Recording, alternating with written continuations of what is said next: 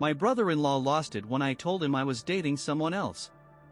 I'm Ashley, 17 years old, and life's been a wild ride lately. My big sister, let's call her Jess, is 25, and she's been hitched to this guy Jake, who's 34, for a couple years now. They hooked up back when she was just getting started at college, and they've been solid ever since, or so I thought. Whenever they'd swing by the house, they looked like the kind of couple you see in movies, all perfect and happy. Growing up, my folks didn't exactly set the bar high. They messed up a lot, made bad calls, and honestly, they should have split ages ago. That left Jess to pretty much raise me single-handedly, and I owe her everything for it. She gave up so much to keep me going. Back when she was in college, I'd ring her up at least 3 times a week, just to hear how she was holding up. She'd fill me in on her classes, her job, her big plans, and then she'd get to talking about Jake. Man, the way she painted him, he was like some knight in shining armor. Flowers showing up at her door, fancy dates that'd make your jaw drop, and he treated her like gold. After watching my parents stumble through their train wreck of a marriage, I didn't have a clue what a good relationship looked like, so Jess and Jake became my blueprint. They got real close to me over time. It was always me and Jess against the world, and when Jake came into the picture, it felt like I finally had a big brother to lean on. They moved in together, got engaged, and tied the knot, and I was happy for him. Then things flipped upside down. My parents booted me out cause I wouldn't cough up rent money. I've got this sweet gig at a high-end horse ranch, low pay, but the perks are killer. I get to ride their horses, take free lessons with a pro, and honestly, I'm too hooked on it to quit. But my folks wanted cash I didn't have unless I grabbed a second job or ditched the ranch, and I wasn't about to do either. So, I landed at Jess and Jake's place. Jake's got some work-from-home deal with his family's business. Don't ask me what he does, cause I haven't got a clue, but it pays the bills and then some. A little while back, they sat me down and said they've got a baby on the way. I was over the moon for him, but Jess has lost pregnancies before, so we've gotta play it safe. This one's hitting her hard already, super high risk, and we're all on edge hoping it works out. My folks had this beat-up old car I used to drive to school and work, but when they kicked me out, that was gone too. I missed the freedom it gave me, but I'd manage. Jake stepped up big time, though. He said he'd handle all my rides. Mornings, he'd drop me at school after hitting the gym, even swinging by Starbucks for me first. Afternoons, he'd scoop me up from school, take me to the ranch, and be there waiting when my shift ended. It was a huge load off my shoulders, and I couldn't thank him enough for carving out that time for me.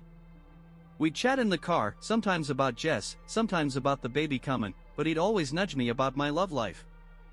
"Come on, Ashley," he'd say with a wink, "you're too pretty to be single. There's gotta be someone you're sweet on. Spill it, I can keep it hush-hush." Truth is, there was this guy, but it was fresh, and I didn't want to jinx it by blabbing. So I dodged his questions, keep it vague, play it cool cause I wasn't ready to spill the beans. Then this guy Alex, 19, who works at the ranch, his family owns it, actually asked me out. We'd been hanging out a ton at work, riding horses together, him helping me with chores, and I was pumped about it. On the ride home that day, I let it slip to Jake, and boom, his whole vibe changed. Went from warm and brotherly to ice cold in a heartbeat. He started firing questions at me, all flat and serious, and I figured he was just pulling the protective card, like he needed time to warm up to the idea. But when I said me and Alex had been talking for a month, he lost it, yelling, calling me a liar, saying I'd been hiding it from him. I broke down crying, and then he hit me with this line that's been stuck in my head: "What about us? What the heck does that even mean?" Now I'm second-guessing everything since I moved in. They've got this pool out back, and I go swim or tan out there sometimes.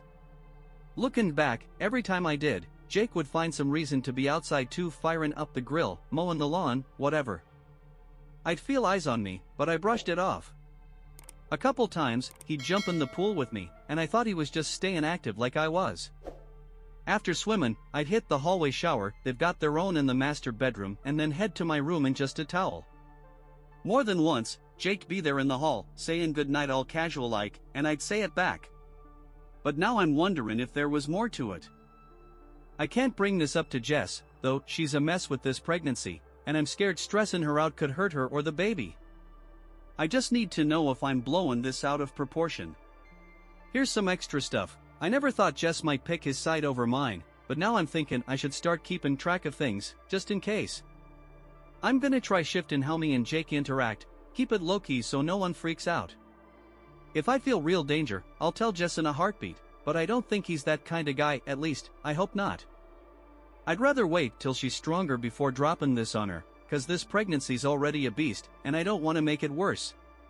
Jake's probably just stretched thin taking care of her, and that blow-up might have been stress talking. Still, I need some walls up. He scared me when he flipped out, and I know I couldn't take him if it came to that. I'm gonna ask some buddies if they can drive me around, maybe hit up Alex for work rides. If push comes to shove, I'll find a job I can walk to. For now, I'll play up the big brother angle with Jake, keep things chill, cause I don't want to stir up trouble at home. Here's the latest. After reading all the advice folks gave me, I'm done playing it safe. I don't feel right here anymore. I tried talking to Jake after posting, hoping we could hash it out, but he was still steamed, so I bailed to my room. Middle of the night, I couldn't breathe in that house. I felt trapped. So I snuck out to this spot where I smoke, just to clear my head.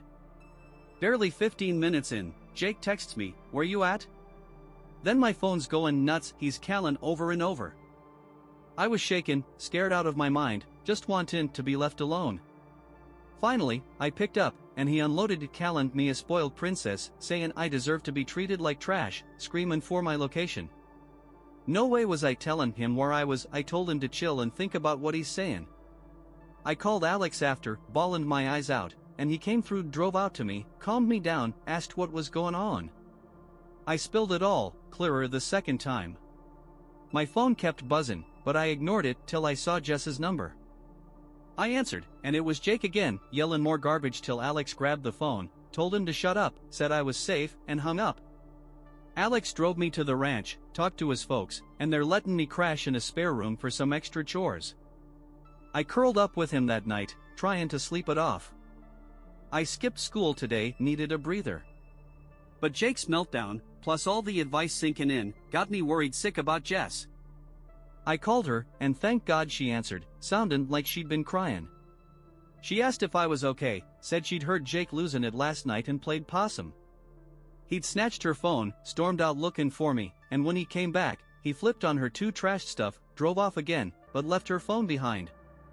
She saw he'd been blowing up my line, got scared he'd hurt me, and called a friend to get her out of there. She was sorry she couldn't shield me, asked why I didn't tell her about Jake acting weird. I said I didn't want to mess with her pregnancy, and we both bawled.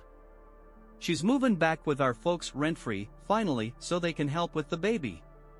Me and Jess grabbed dinner, I showed her all this, and we cried some more. She'd never feared Jake till at night he'd lied about why he flipped, saying he was just worried about me being out late. She's done, told him she's divorcing him and cut it off. We're planning to get our stuff out of his place soon, with Dad and Alex there for backup. I love Jess, she's gonna bounce back and find someone who's all about her. Oh, and me and Alex? Date next week. I'm stoked. Thanks to everyone who freaked me out enough to take that smoke break, it might have saved my skin. I don't want to know what Jake would have done if I'd stayed home that night, but I'm glad I'm here now.